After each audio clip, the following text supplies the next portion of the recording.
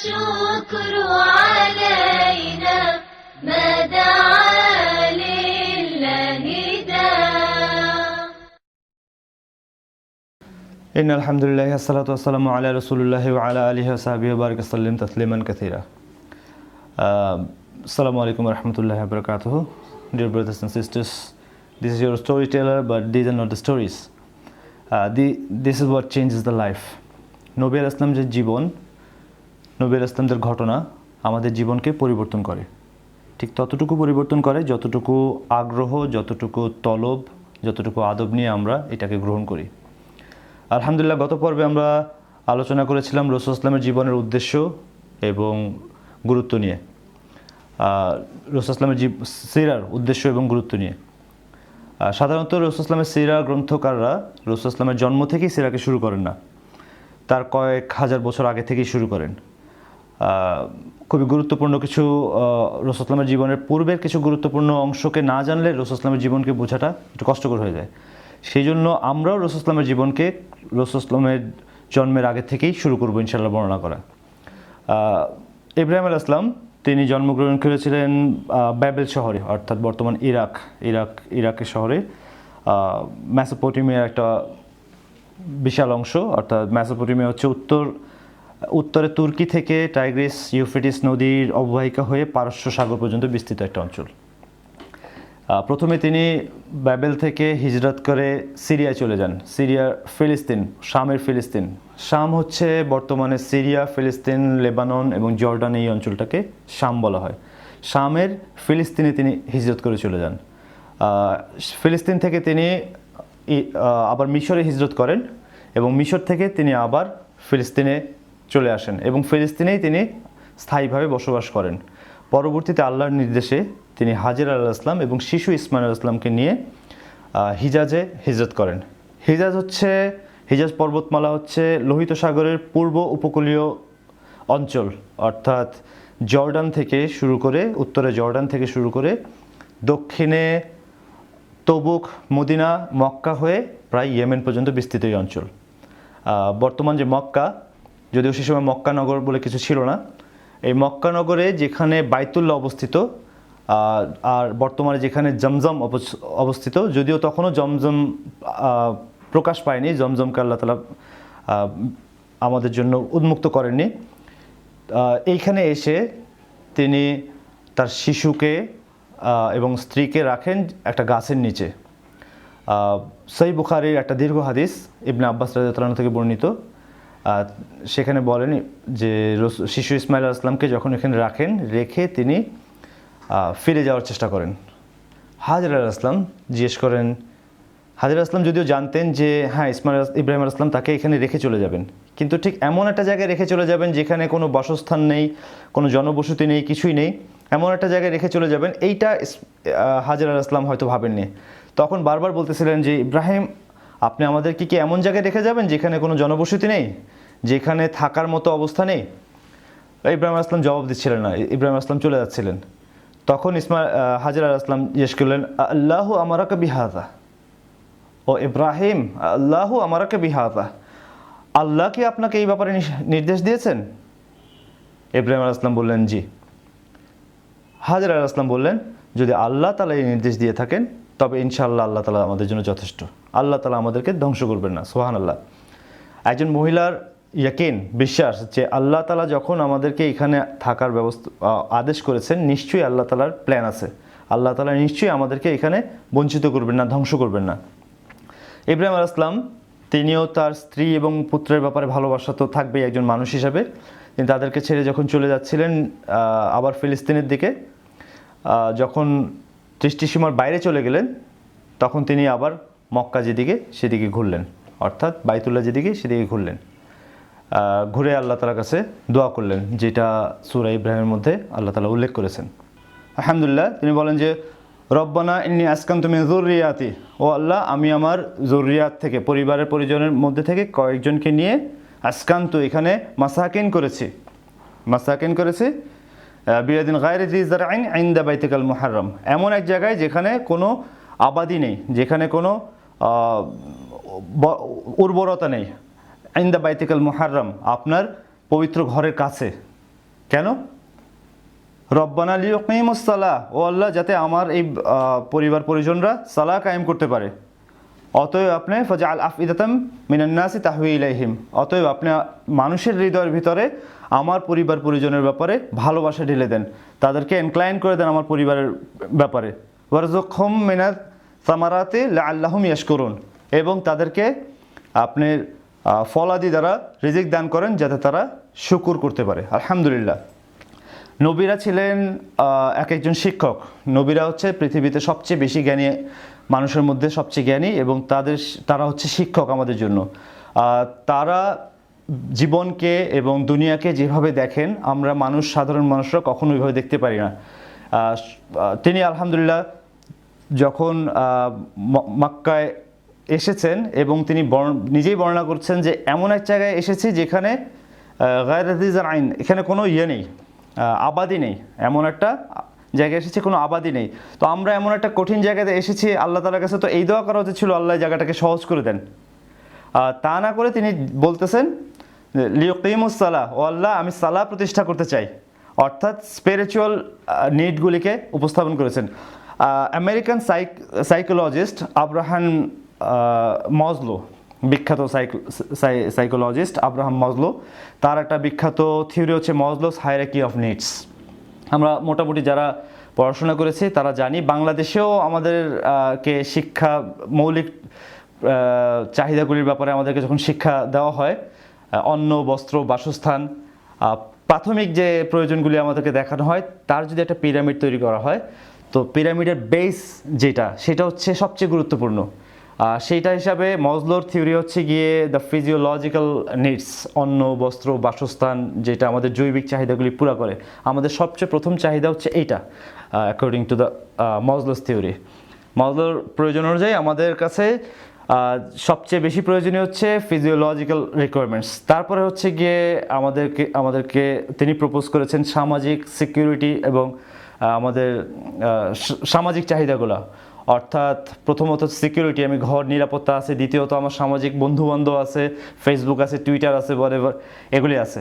তারপরে গিয়ে তিনি বলতেছেন যে সেলফ অ্যাকচুয়ালাইজেশন, অর্থাৎ নিজের পরিচয় সম্পর্কে বোঝা, নিজের তাত্ত্বিক এবং নিজের আধ্যাত্মিক প্রয়োজনগুলিকে পুরা করা।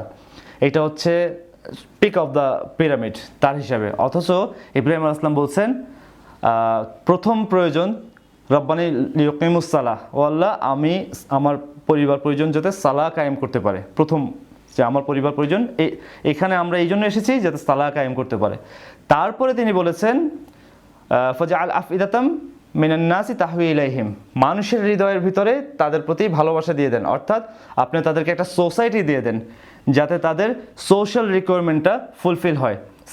ফার্স্ট হচ্ছে তিনি স্পিরিচুয়াল নিডের কথা বলতেছেন, সেকেন্ড হচ্ছে সোশ্যাল নিডের কথা বলতেছেন, তারপরে গিয়ে ফিজিওলজিক্যাল নিডের কথা বলছেন ওয়ারযুকহুম মিনাস সামারা, তাদেরকে ফল থেকে রিজিক দান করেন। এবং এইটাকেও তিনি বলছে আসলে ইবাদতের সাথে সম্পৃক্ত করেছেন লাআল্লাকুম ইয়াশকুরুন, যাতে তারা শুকর করতে পারে। আলহামদুলিল্লাহ, আমার জীবন, আমার মরণ, আমার সব কিছুই আল্লাহর জন্য। আমার এই কঠিন অবস্থার মধ্যে থেকেও এটা আল্লাহর জন্য আমি হয়ে যাচ্ছে। এই সেলফ অ্যাকচুয়ালাইজেশন, রিয়েলাইজেশন, এইটা হচ্ছে অরিজিনাল, যেটা না মজলো বুঝেছে না কোনো জ্ঞানী দার্শনিক কোনো ব্যক্তি বুঝেছে, এইটা একমাত্র নবী আলাইহিস সালাম এবং আল্লাহওয়ালারাই বুঝেছেন। এইটা হচ্ছে প্রকৃত বুঝ যে আমার জীবন, আমার মৃত্যু সব কিছুই আল্লাহর জন্য, কারণ দুনিয়া থেকে চলে যাওয়ার পরে আমার কাছে আল্লাহ ছাড়া আর কেউ নেই। অতএব দুনিয়াতে থাকতে আমাকে আল্লাহর মতো করেই জীবনকে পরিচালনা করতে হবে। আলহামদুলিল্লাহ। হাজরা আলাইহিস সালাম যখন শিশু ইসমাইল আলাইহিস সালামকে নিয়ে একা পড়ে গেলেন মরুভূমির মধ্যে, তখন তার কাছে সামান্য কিছু খেজুর ছিল এবং সামান্য কিছু পানি ছিল।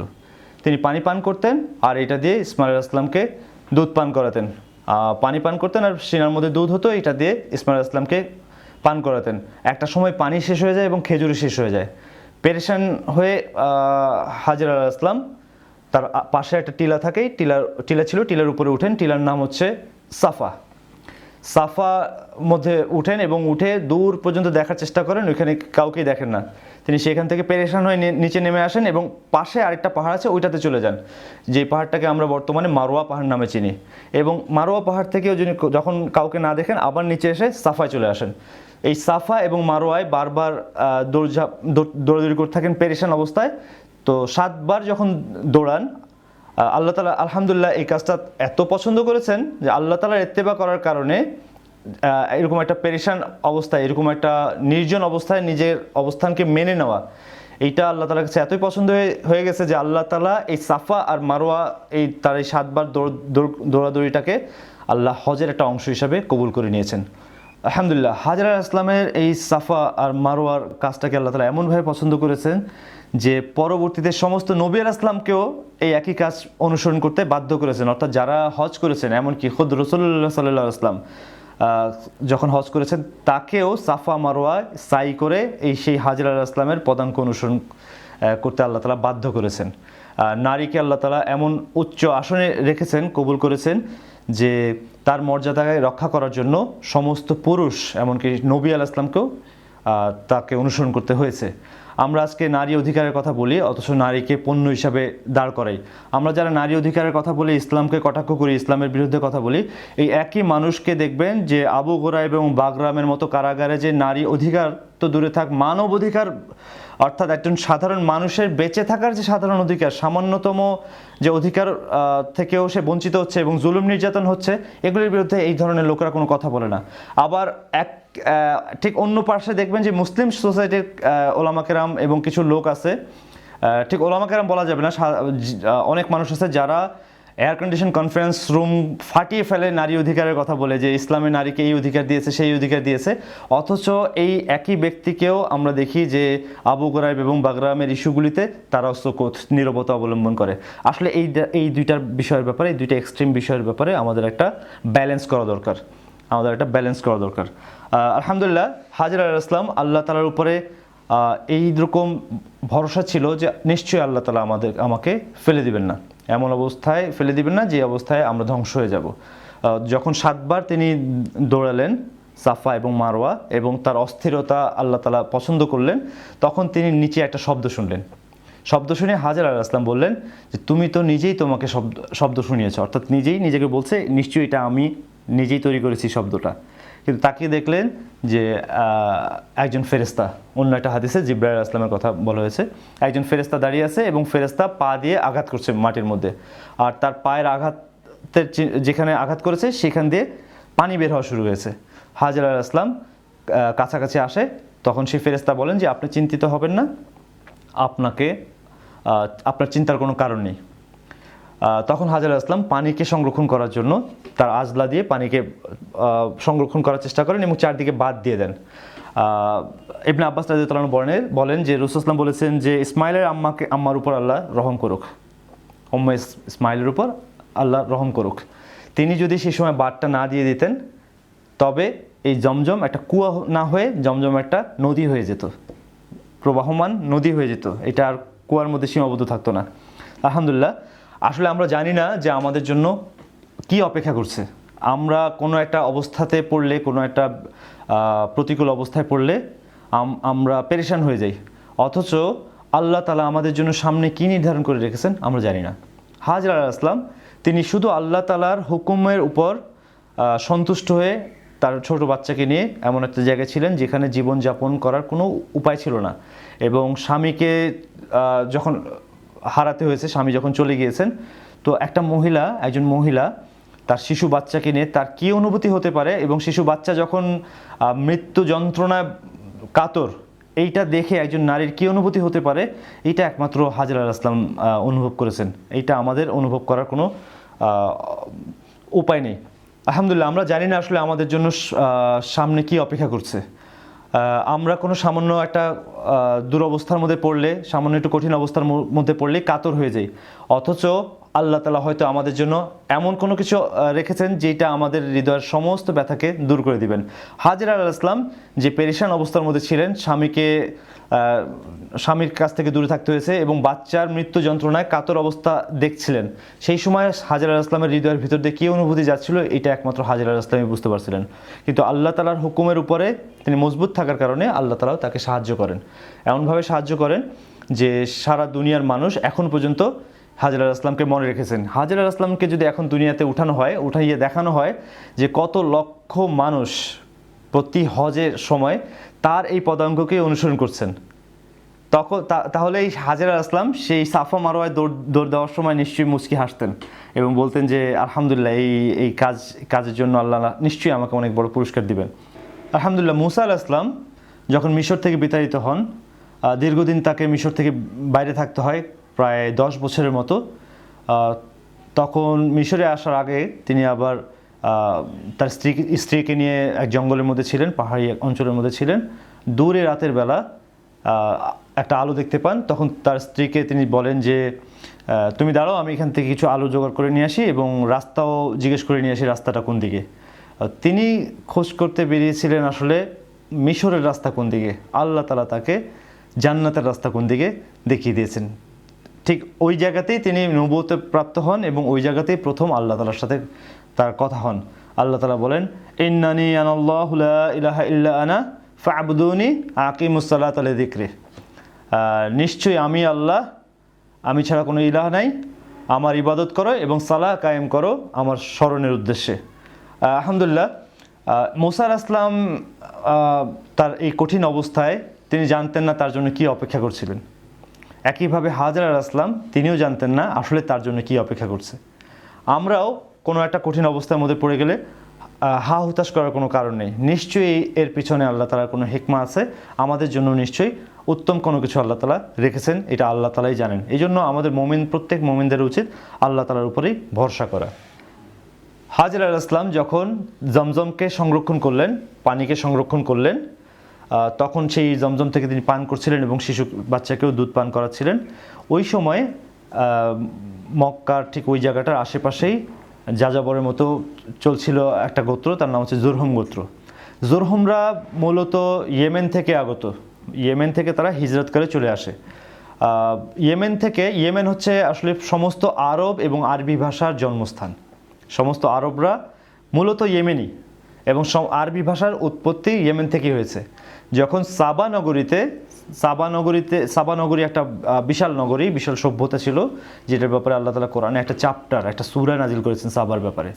সাবার মধ্যে কি ছিল? সাবার মধ্যে একটা বিশাল বাঁধ ছিল, যে বাঁধের কারণে পানিকে তারা সংরক্ষণ করে সারা বছর চাষাবাদের একটা ব্যবস্থা করতে পেরেছিল, যার ফলে সাবাতে এই পরিমাণ আবাদি হয়েছিল যে কিছু কিছু বর্ণনায় হয়তো কিছু বাড়াবাড়িও আছে, কিছু কিছু বর্ণনাতে এরকম এসেছে যে কোনো মহিলা মাথায় একটা ঝুড়ি নিয়ে রওনা দিয়েছে, ঘর থেকে বের হয়ে একটা চক্কর দিয়ে আবার ঘরে এসেছে, ওই গাছের ফল ওইটা ঝুড়ির মধ্যে পড়ে ঝুড়ি ভরে গেছে। আলহামদুলিল্লাহ, আল্লাহ তাআলাই ভালো জানেন আসলে বর্ণনাটা কতটা সেই, কিন্তু মূল কথা হচ্ছে যে সেইখানে ফসল ফলাদি এরকম ছিল যে তারা স্বয়ংসম্পূর্ণ ছিল, সাবা থেকে বের হওয়ার তাদের প্রয়োজনই ছিল না। কিন্তু সাবারবাসীরা আল্লাহ তাআলার নিয়ামতের নাশুকরিয়া করার কারণে আল্লাহ তাআলা এই বাঁধকে ভেঙে দেয় এবং সাবাবাসীদের জন্য কষ্টকর অবস্থাকে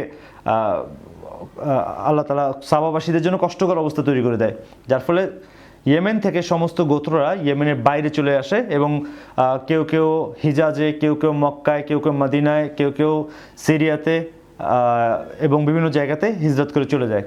তার মধ্যে জুরহুম একটা গোত্র, আল্লাহ ভালো জানেন যে সে এটা আসলে সাবা বাঁধের আগে বেরিয়ে এসেছেন না সাবা বাঁধের পরে বেরিয়ে এসেছেন। তো জুরহুম গোত্র দেখলেন যে কিছু পাখি উঠছে আকাশে, পাখিগুলি দেখে তারা বুঝতে পারলেন যে এখানে নিশ্চয়ই পানির কোনো ব্যবস্থা আছে।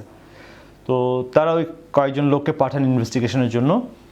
তো তারা দেখে ফিরে এসে জুরহুম গোত্রকে রিপোর্ট করে এবং জুরহুমের থেকে প্রতিনিধি পাঠায় হাজেরা আলাইহিস সালামের কাছে, এবং হাজেরা আলাইহিস সালামকে তারা একটা অদ্ভুত প্রস্তাব দেয় এবং তার চেয়ে অদ্ভুত জবাব হাজেরা আলাইহিস সালাম থেকে পায়।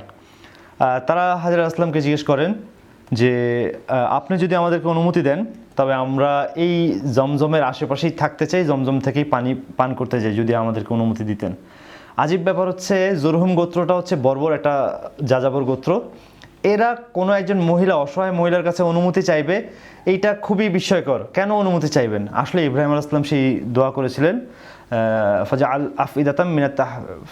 আফইদাতাম মিনান নাসি তাহওয়ি ইলাইহিম, আমার পরিবার পরিজনের জন্য মানুষের হৃদয়ের ভিতরে আপনি ভালোবাসা ঢুকিয়ে দেন। এই জন্য ইব্রাহিম আলাইহিস সালামের এই দোয়া নিশ্চয়ই আল্লাহ তাআলা কবুল করেছিলেন।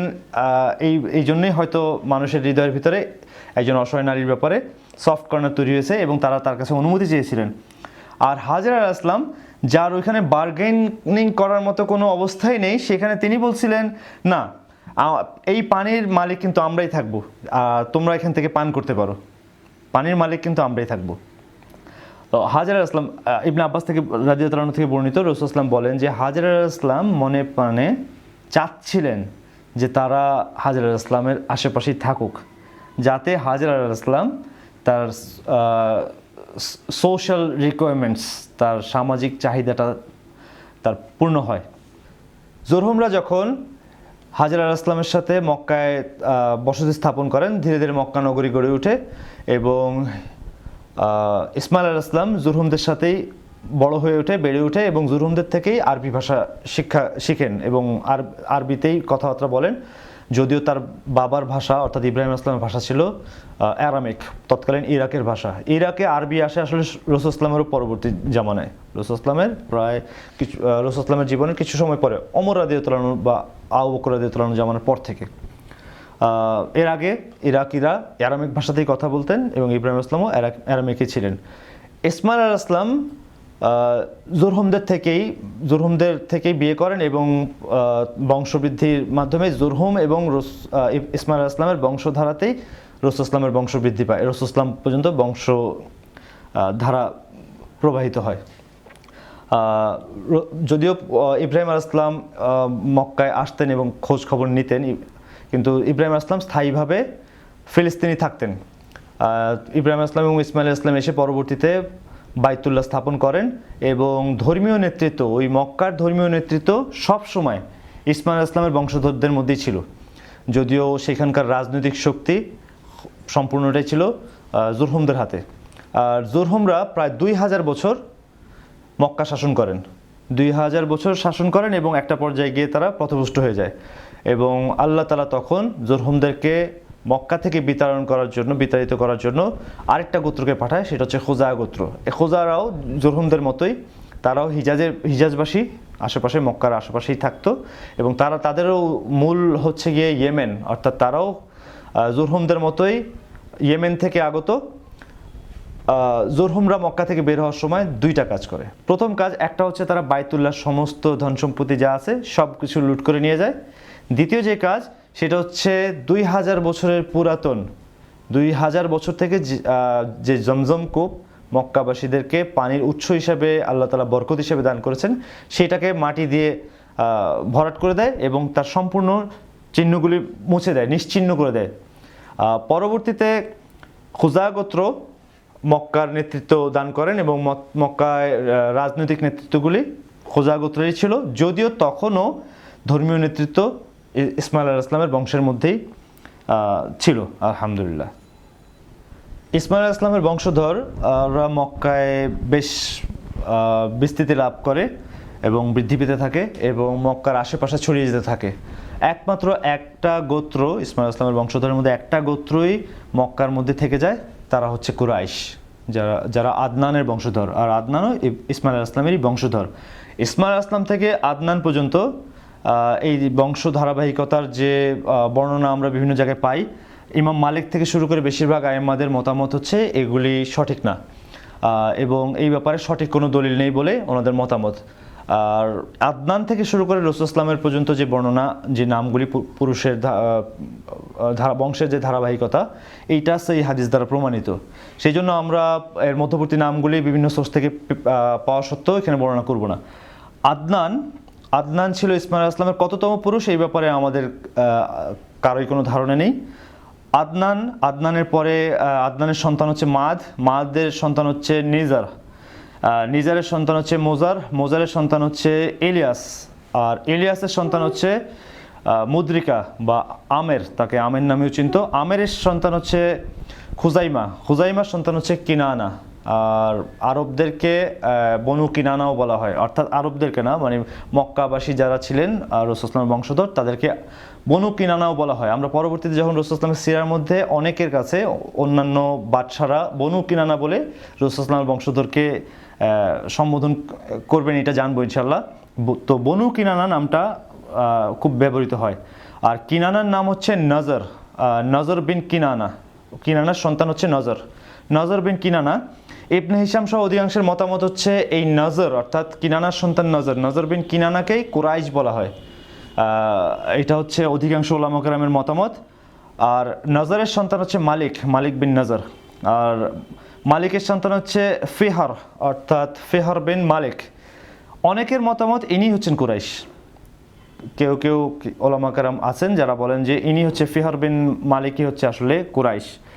আর ফিহর সন্তান হচ্ছে গালিব, গালিবের সন্তান হচ্ছে লুয়াই, লুয়াইয়ের সন্তান হচ্ছে কাব, কাবের সন্তান হচ্ছে মুররা, আর মুররার সন্তান হচ্ছে কিলাব, আর কিলাবের সন্তান হচ্ছে Qusai, Qusai bin Kilab. Qusai bin Kilab, আমরা কুসাই বিন কিলাব সম্পর্কে একটু বিস্তারিত আলোচনা করব। কুসাই বিন কিলাব হচ্ছে কুরাইশদের মধ্যে থেকে একজন লিডার ছিলেন, এবং অনেকের মতামত হচ্ছে কুসাই বিন কিলাবের বংশধরকে কুরাইশ বলা হয়, কারণ কুসাইকেই কুরাইশ বলা হয়। এটাও অনেক উলামা কেরামের মতামত। কারণ হচ্ছে কুসাই শব্দটার অর্থ হচ্ছে তাকাররুশ থেকে কুরাইশ, তাকাররুশ থেকে কুরাইশ, আর কুসাইকে কুরাইশ বলা হতো বলে তাদের মতামত। আর তাকাররুশ শব্দের অর্থ হচ্ছে গিয়ে একবার বিচ্ছিন্ন হয়ে যাওয়ার পরে একত্র করা, মিলিত করা, এটা হচ্ছে তাকাররুশ। তো তাকাররুশ থেকে কুরাইশ, কারণ কুসাই বিন কিলাব আরবের মধ্যে যে রাসূল ইসলামের বংশধররা ছিলেন বিভিন্ন জায়গায় ছড়িয়ে ছিটে এবং শক্তিহীন অবস্থায় ছিলেন। এই কুসাই বিন কিলাবই প্রথম তাদেরকে একত্র করেন। এই জন্য অনেকের মতামত হচ্ছে কুসাই বিন কিলাবই হচ্ছে কুরাইশ।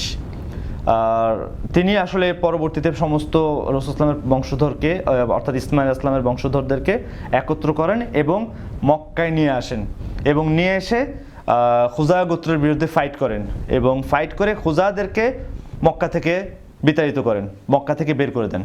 এবং পরবর্তীতে তিনি কুসাই বিন কিলাব মক্কার ধর্মীয় নেতৃত্ব এবং রাজনৈতিক নেতৃত্ব উভয় নেতৃত্বকে ইসমাইল ইসলামের বংশধরদের হাতে নিয়ে আসেন, এবং তিনি সবগুলি বাকি ধর্মীয় নেতৃত্ব এবং রাজনৈতিক নেতৃত্ব ছাড়াও মক্কাবাসীদের আর যে সমস্ত নেতৃত্ব ছিল সমস্ত নেতৃত্বকে কুসাই বিন কিলাবী সর্বপ্রথম রাসূল ইসলামের ঊর্ধ্বতন বংশধর অর্থাৎ ইসমাইল ইসলামের বংশধরদের হাতে নিয়ে আসেন।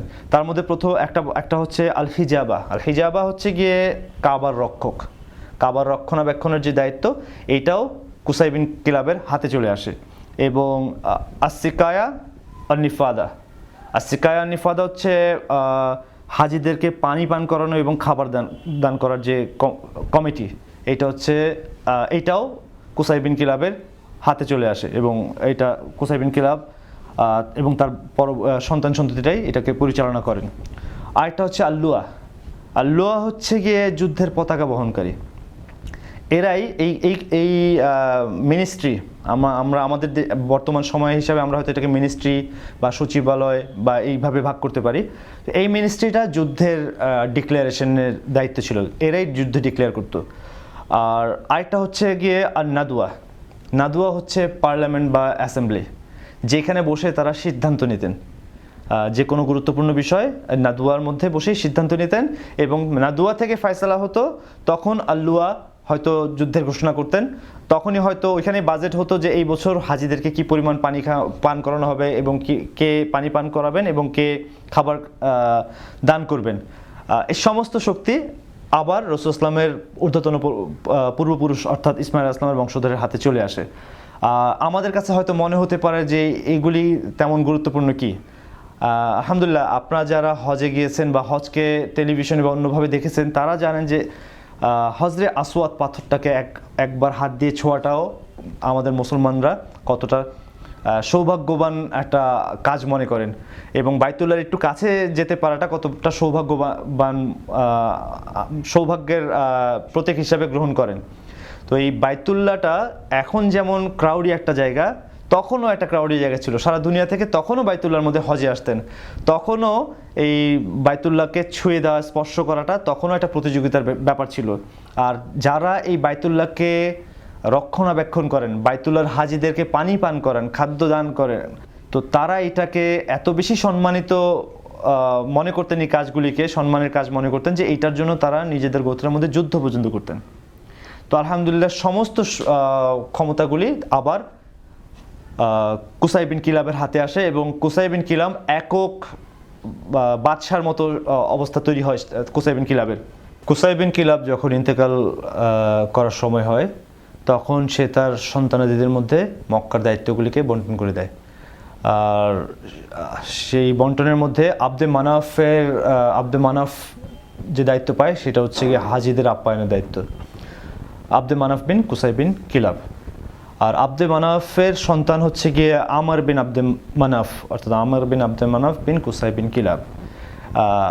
তিনি তার দাদার থেকে এই দায়িত্ব পান যে হাজিদেরকে মেহমানদারি করার। তো হাজিদেরকে সেই সময় যে উপাদান দিয়ে মেহমানদারি করা হতো, আমর সেই উপাদানের মধ্যে নতুন এক উপাদান যোগ করেন। সেটা হচ্ছে গিয়ে রুটিকে তিনি চূর্ণ করে, রুটিকে টুকরা করে খাবারের মধ্যে দিয়ে দিতেন। খাবারটা আরও একটু সুস্বাদু করার জন্য রুটিকে টুকরা করে তিনি খাবারের সাথে যোগ করতেন। আর এই রুটি টুকরা করার যে প্রক্রিয়া, এই প্রক্রিয়াকে বলা হয় হাশেম।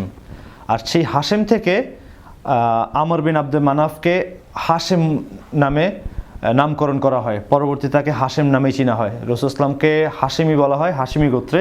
এই হাশেম শব্দ থেকেই হাশেমি গোত্র, অর্থাৎ রাসূল ইসলাম ছিলেন হাশেমের বংশধর। আর এই হাশেম তিনি ব্যবসায়ী ছিলেন। তিনি মদিনার এক নারীকে বিয়ে করেন, এবং মদিনা থেকে তিনি তার স্ত্রীকে নিয়ে, নতুন স্ত্রীকে নিয়ে ফিলিস্তিনে যান।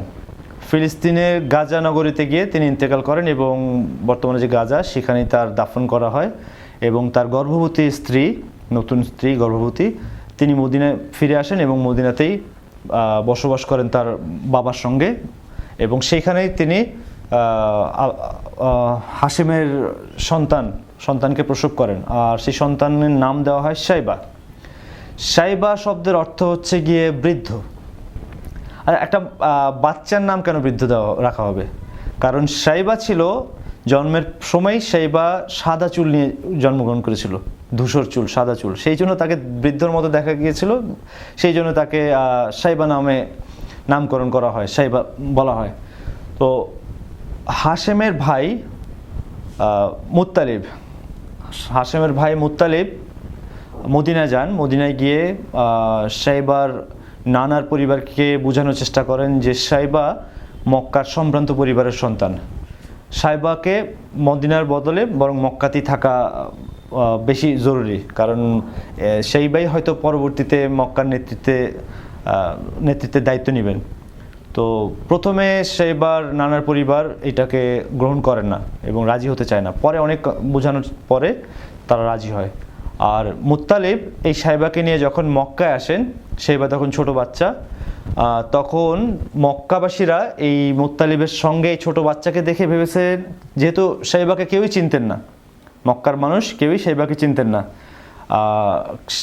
তো এই সাইবাকে দেখে তারা ভেবেছেন এইটা বুঝি মুত্তালিবের গোলাম, কৃতদাস। কারণ সেই সময় কৃতদাস প্রথাটা খুব কমন ছিল।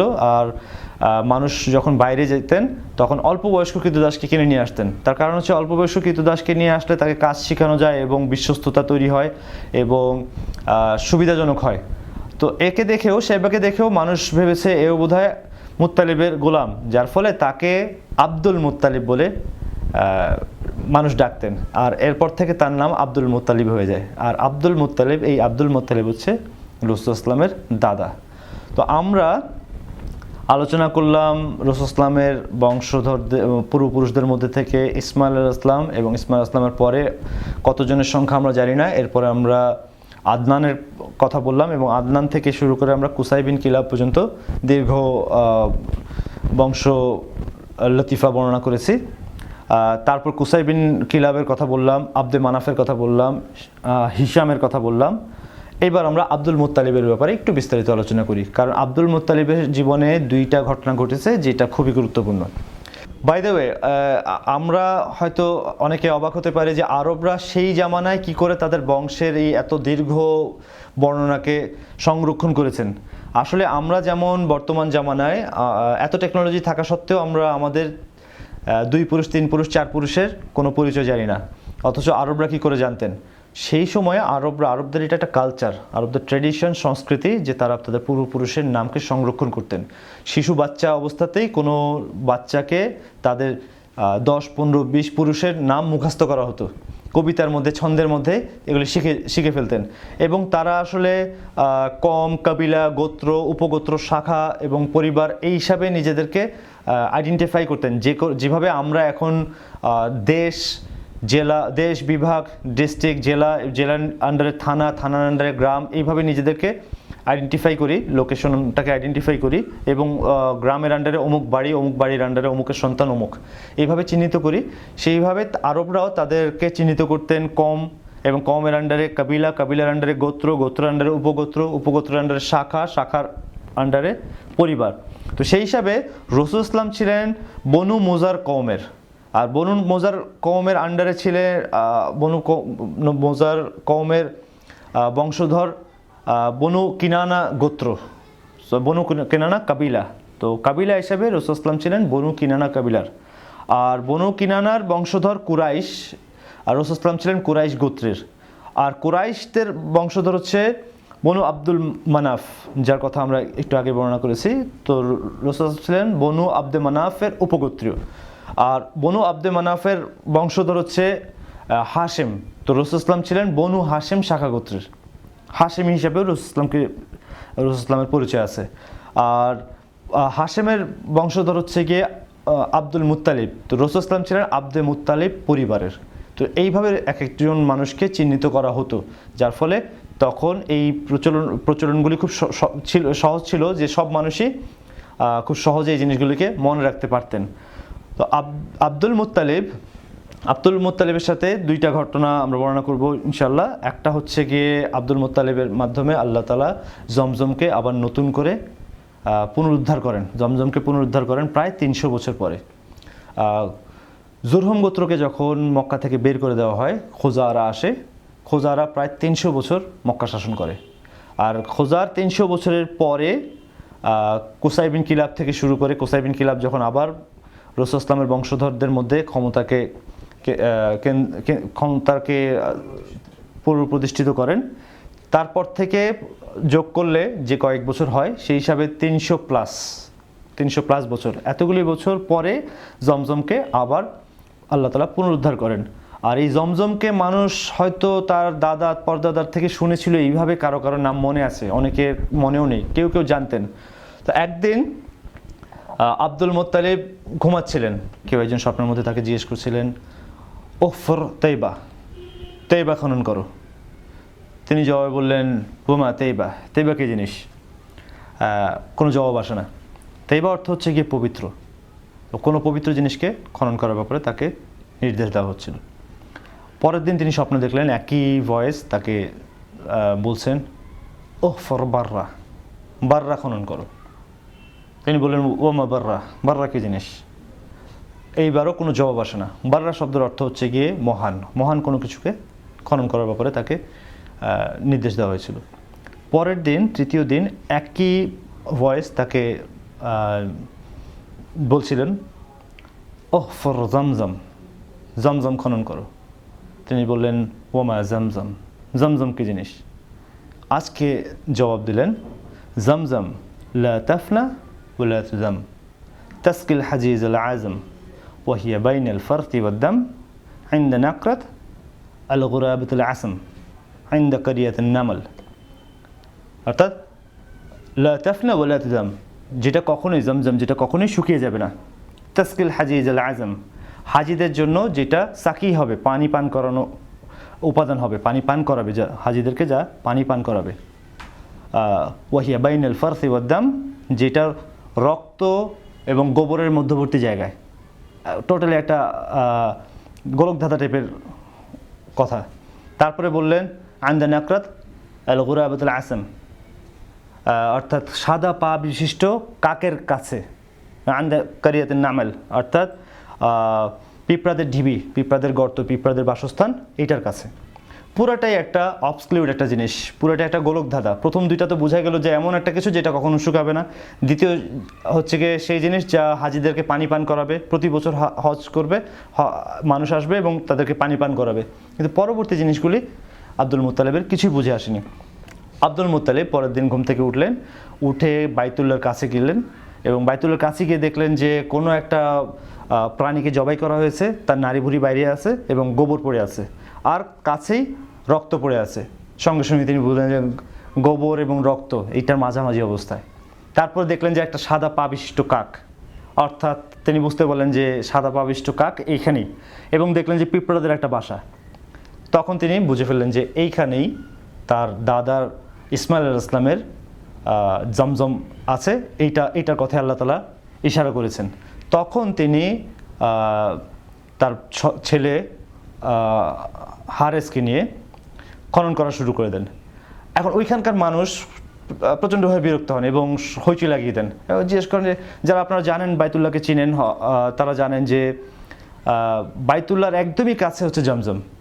বললেন আরে এটা কেমন, কী আশ্চর্য কাজ, তুমি বাইতুল্লাহর সামনে খোঁড়াখুঁড়ি শুরু করে দিছো, বাইতুল্লাহর মধ্যেই তোমার মাটি উঠানো, বাইতুল্লাহর সামনেই খোঁড়াখুঁড়ি শুরু করে দিয়েছো, এখানে তো মানুষ সেজদা করে, রুকু করে, এখানে মানুষ তায়েফ করে, তো অফ করে, তো মানুষ একটু বিরক্ত হয়েছে। কিন্তু আব্দুল মুত্তালিব কারোই কথা শুনছিলেন না এবং তিনি খনন করছিলেন। মানুষ বাধা দেওয়ার চেষ্টা করে, কিছুক্ষণ বাধা দেওয়ার পরে একটু বিরক্ত হয়ে দূর থেকে দেখছিলেন। এক পর্যায়ে দেখলেন যে আব্দুল মুত্তালিব চিৎকার করে আল্লাহ তাআলার প্রশংসা করছেন এবং তিনি বলছেন যে আলহামদুলিল্লাহ, আল্লাহ তাআলা আমাদেরকে আমাদের দাদা ইসমাইল আলাইহিস সালামের যে হারিয়ে যাওয়া জমজম, যা জুরহুম গোত্র করেছিলেন, মাটি দিয়ে ঢেকে দিয়েছিলেন, এইটাকে আল্লাহ তাআলা আমাদেরকে আবার দান করেছেন। তখন কুরাইশদের মধ্যে থেকে সবাই চলে আসে তার কাছে, এসে বলে আলহামদুলিল্লাহ, এটা তো আমাদের দাদার সম্পত্তি, সেই হিসাবে আমরা সবাই এটার হকদার, সবাই ভাগদার। আব্দুল মুত্তালিব বলেন এক মিনিট, তোমরা ভাই কোত্থেকে আসলা? এইটা আমার, আমি স্বপ্ন দেখেছি, আমি খনন করেছি, তোমরা বাধা দিয়েছো, আমি খনন করেছি এবং এটা আমার এবং আমার একার, এইটার মধ্যে কারো ভাগ নেই। কিন্তু কুরাইশরা কেউ তাদের দাবি ছাড়তে রাজি না। তো এমন একটা অবস্থা হয়েছে যে ঝগড়াঝাটিতে একটা পর্যায়ে যুদ্ধ লেগে যাওয়ার মতো অবস্থা। তখন সেখানকার যারা বিজ্ঞ ছিলেন, বিজ্ঞরা বললেন যে ঠিক আছে, এটার ব্যাপারে একটা ফয়সালা করি। আমরা বনু সাদের যে জাদুকর আছে, তার কাছে এটার ব্যাপারে পরামর্শ করি, তাকে জিজ্ঞেস করি কি করা যায়। তো খোঁজ নিয়ে দেখলেন যে বনু সাদের ওই জাদুকর কোথায়। জানা গেল যে বনু সাদের জাদুকর হচ্ছে গিয়ে সিরিয়ায়, তিনি সিরিয়ায় চলে গেছেন। কুরাইশরা বললেন ঠিক আছে, যেখানে যাক আমরা তার পিছনে লাগছি, যেখানে যাক আমরা তার পিছনে যাবই। আব্দুল মুত্তালিব এবং কিছু তার ওই কুরাইশদের মধ্যে থেকে কয়েকজন লিডার সিরিয়া রওনা দেন। সিরিয়া যাওয়ার পথে তারা রাস্তা হারিয়ে ফেলে, এমন একটা জায়গায় গিয়ে তারা খাবার শেষ হয়ে যায়, পানি শেষ হয়ে যায় এবং এক পর্যায়ে তাদের আর কিছু করার থাকে না মৃত্যুর অপেক্ষা করা ছাড়া। তখন আব্দুল মুত্তালিব বলেন তো আমরা এক কাজ করতে পারি, আমরা আমাদের কয়েকজন, যারা 3জন বা 4জন যারা আছি, আমরা ততগুলি কবর গঠন করি, কবর খনন করে অ্যাটলিস্ট আমরা যেটা করতে পারি, আমরা কেউ মারা গেলে অন্যরা ওই সময় দাফন করে ফেলবে, কমপক্ষে আমাদের একজন ছাড়া বাকি সবার তো ইন্তেকালের পর দাফন করার ব্যবস্থা হয়ে যাবে। তো তারা প্রত্যেকে কবর খনন করে কবরের মধ্যে বসে মৃত্যুর জন্য অপেক্ষা করে।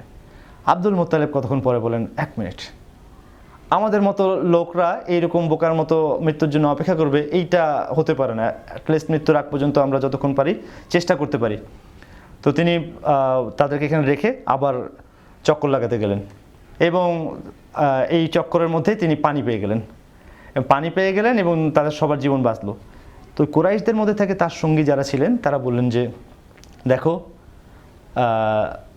আমাদের যেটা মনে হচ্ছে যে জমজমের ব্যাপারে আল্লাহ তাআলা তোমাকে স্বপ্ন দেখিয়েছেন, জমজম তোমাকে দিয়ে খনন করিয়েছেন, আজকে আমরা যখন মৃত্যুর মুখে একদম পতিত হয়ে আছি তখন তোমাকে দিয়ে আমাদেরকে উদ্ধার করেছেন, পানি দান করেছেন, এটা নিশ্চয়ই তোমার জন্যই, অতএব আমরা আমাদের দাবিগুলিকে উইথড্র করে নিয়েছি, অতএব জমজম এখন থেকে তোমার।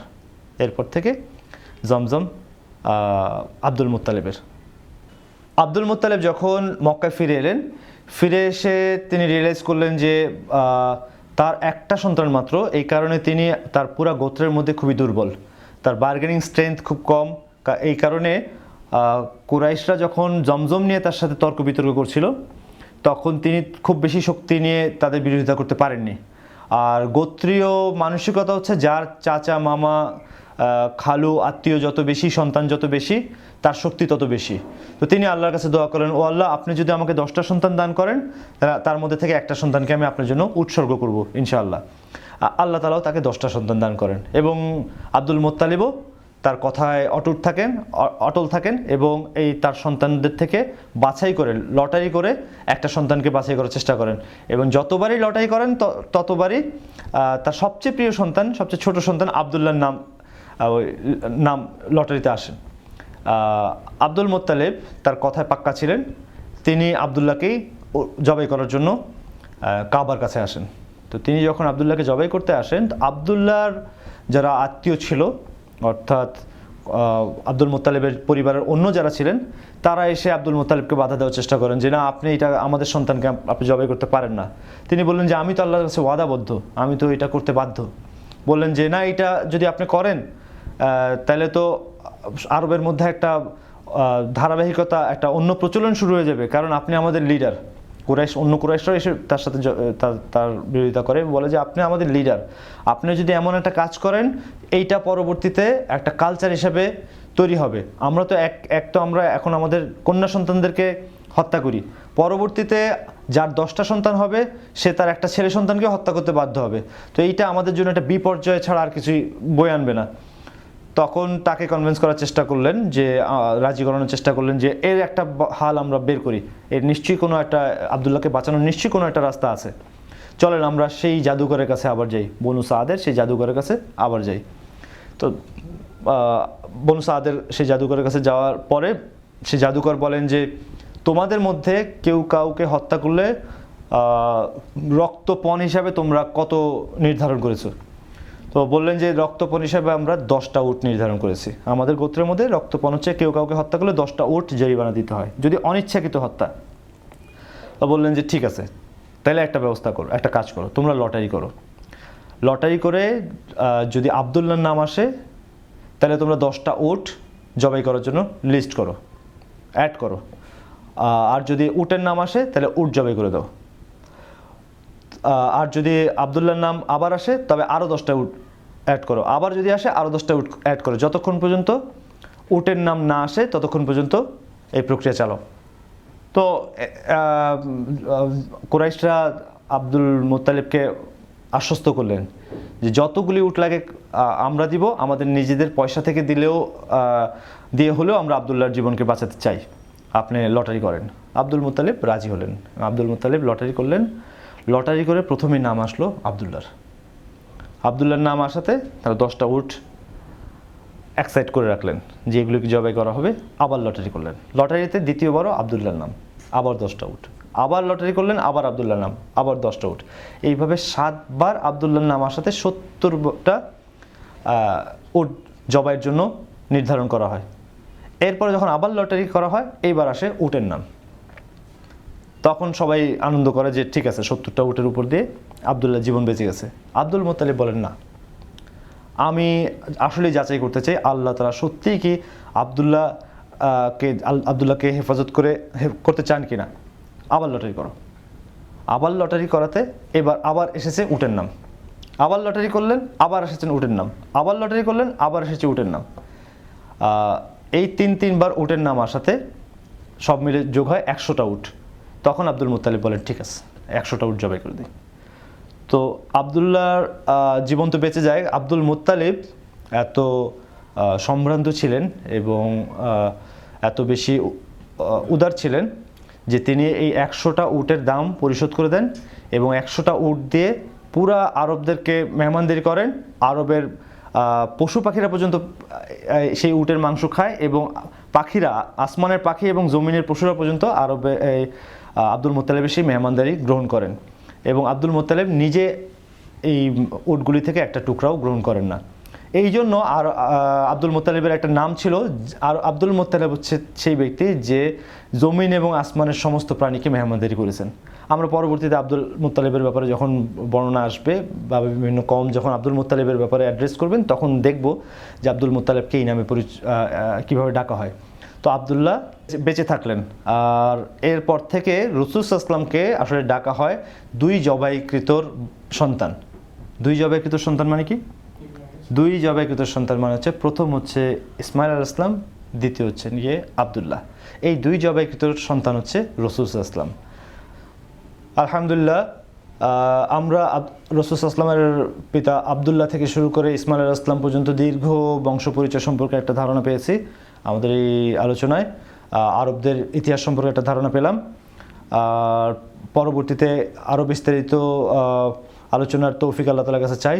যতটুকু সৌন্দর্য আল্লাহ তাআলা এই প্রোগ্রামে দান করেছে পুরোটাই আল্লাহ তাআলার কৃতিত্ব, আর যতটুকু ভুল ত্রুটি বিচ্যুতি হয়েছে তা একান্তই আমার ব্যক্তিগত। আর যারা আমাদের সাথে এতক্ষণ সময় দিলেন, অনুষ্ঠানটাকে দেখলেন, সবাইকে আল্লাহ তাআলা কবুল করেন। আমাদের প্রোগ্রামগুলিকে সংগ্রহ করার জন্য আপনাদেরকে অনুরোধ করছি, আর যতটা সম্ভব ফেসবুক, টুইটার, ইউটিউবের মাধ্যমে শেয়ার করুন। যতজনের কাছে আপনারা এটা পৌঁছে দিবেন, যতজন মানুষ এটা দ্বারা উপকৃত হবে, প্রত্যেকের সমান সওয়াব আল্লাহ তাআলা আপনাদের কাছেও আপনাদের জন্য নির্ধারণ করে রাখবেন। ইনশাআল্লাহ এটা থেকে কেউ বঞ্চিত হবেন না। আল্লাহ তাআলা আমাদের সবাইকে কবুল করেন, সহজ করেন। সুবহানা রাব্বিকা রাব্বিল ইজ্জাতি আম্মা ইয়াসিফুন, আসসালামু আলাল মুরসালিন, আলহামদুলিল্লাহি রাব্বিল আলামিন।